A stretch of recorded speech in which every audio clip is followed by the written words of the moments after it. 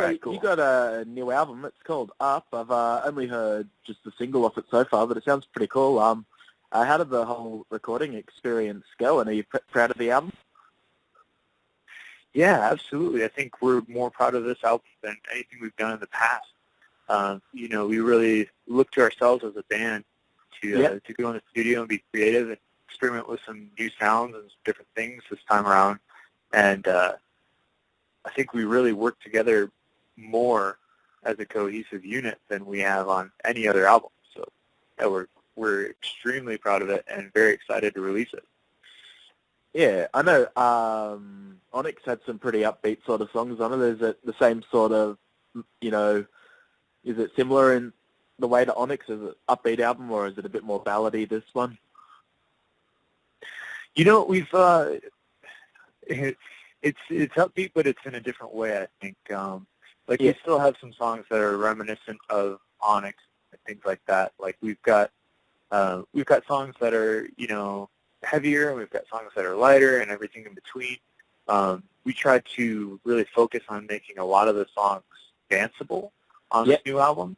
We feel like we've covered a lot on our past albums as far as having some heavier tunes or some rock tunes or some ballads.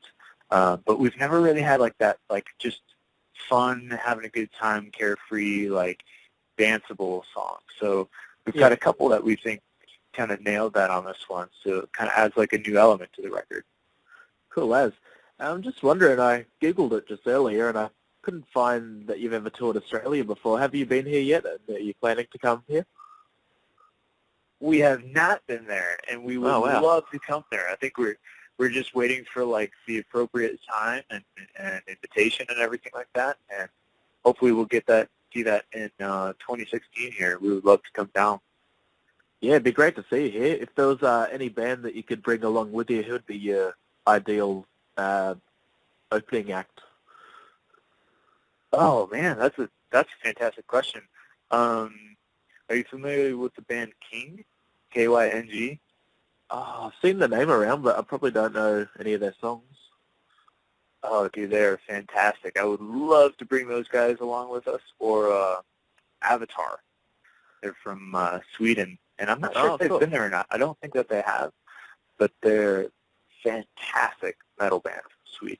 Yeah, are they pretty similar to you guys, or a different sort of sound? They're a lot heavier than we are, but they're like brothers. We have the same management company and stuff like that. We've toured together, so it's a close enough fit to where we could still fit the same bill. But yeah, they're quite a bit heavier than us, but really talented guys. Cool as. I talked to Sean Morgan from Caesar the other week, and he was telling me over the last few years it's been pretty difficult to get his songs played on alternate radio in America or most countries. You guys get played much on radio, and do you find it difficult to get your songs on these days? Yeah, it's funny. I saw the big article of Sean's statements and stuff about rock radio and alternative radio, and we are, I guess, sort of by definition a radio rock band here in the States. Yeah.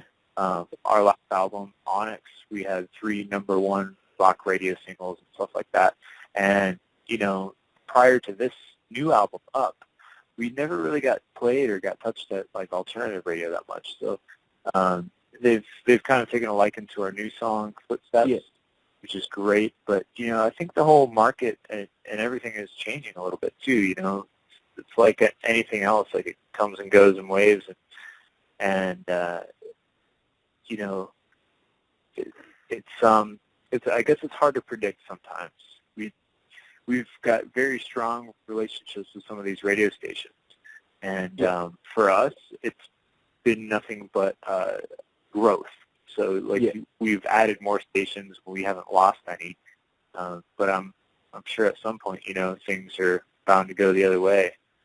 Yeah, I noticed your songs get played a lot on Spotify, and you've got a lot of hits on YouTube.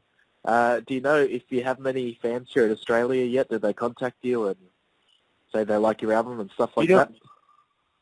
I have a couple that I've heard from, on social media, Twitter and stuff like that have reached out to me personally and over the past maybe 2 years and said, come on, get down here. Like, what's the holdup?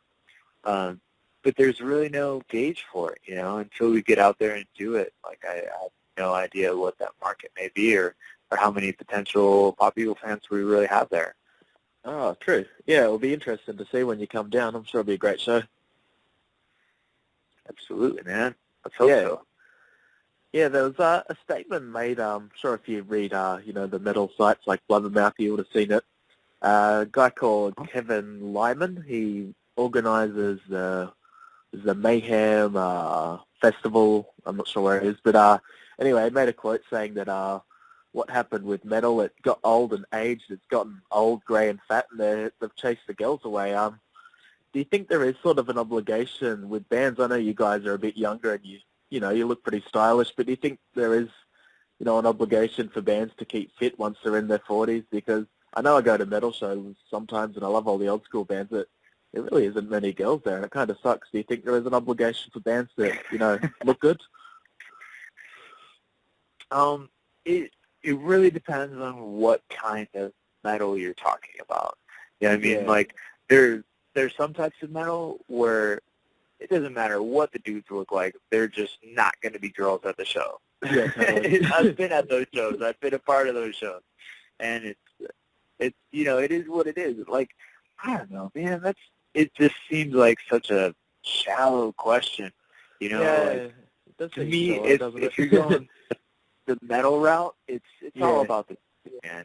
And like, people go and they'll go to these shows because they love the music. It's not like a pretty boy contest where your songs are halfway there and just enough to get by, and then your looks do the other half. It's not what it's all about, man. Yeah. I think I'm just busy because not enough girls go to metal shows. That definitely depends on the band as well, but I do tend to see a lot of old school bands that are kind of old, grey and fat now, so there's not really too many girls at them.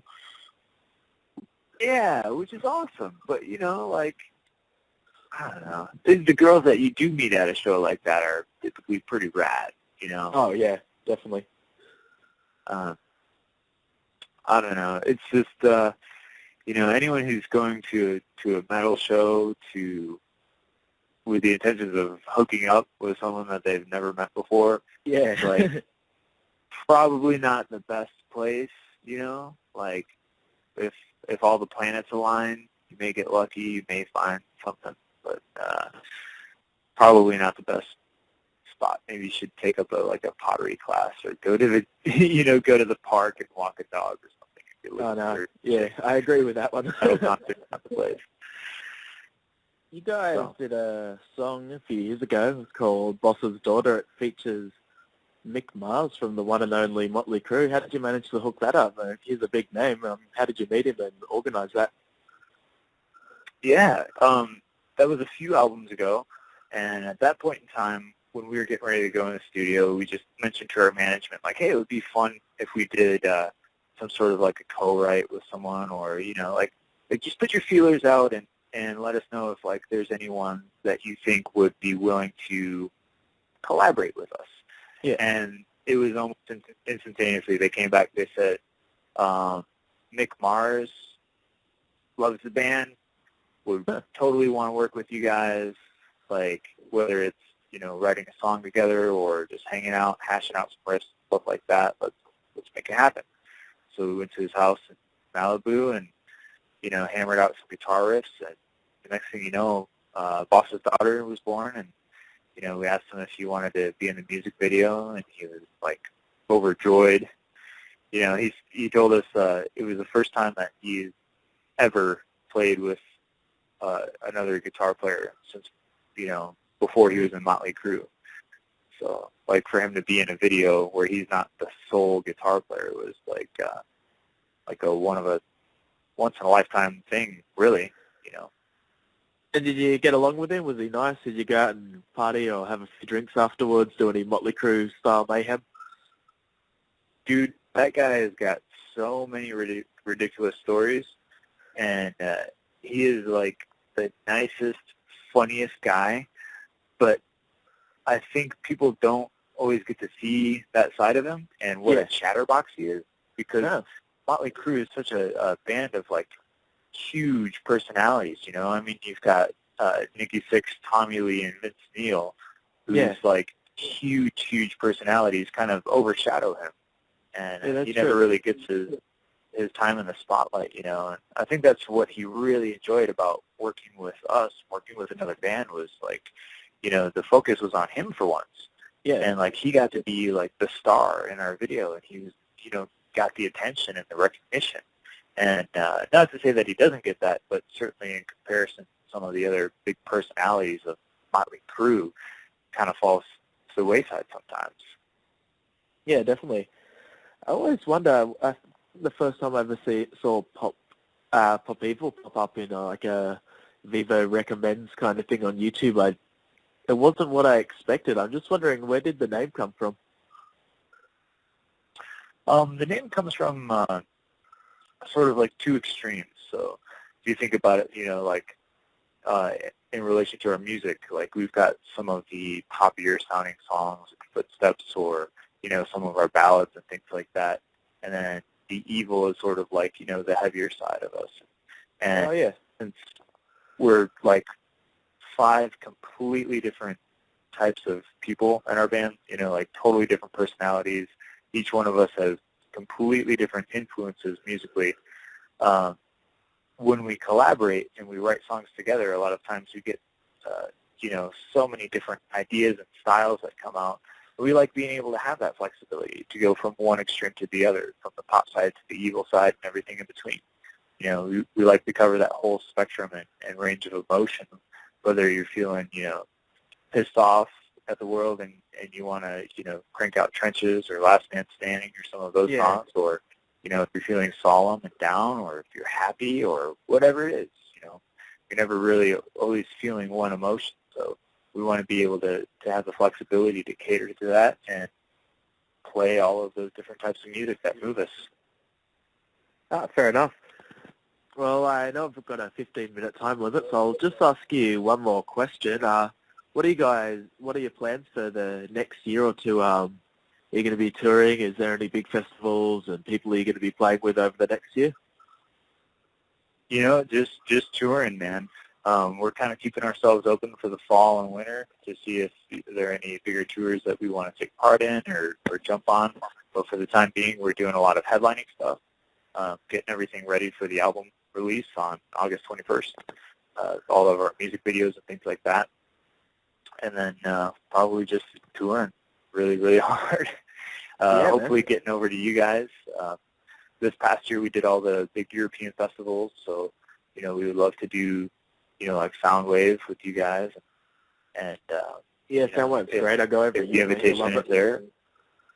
From everything I've heard from our friends that have been over there, I'm jealous, and I can't wait to get over there someday. So hopefully sooner than later, man.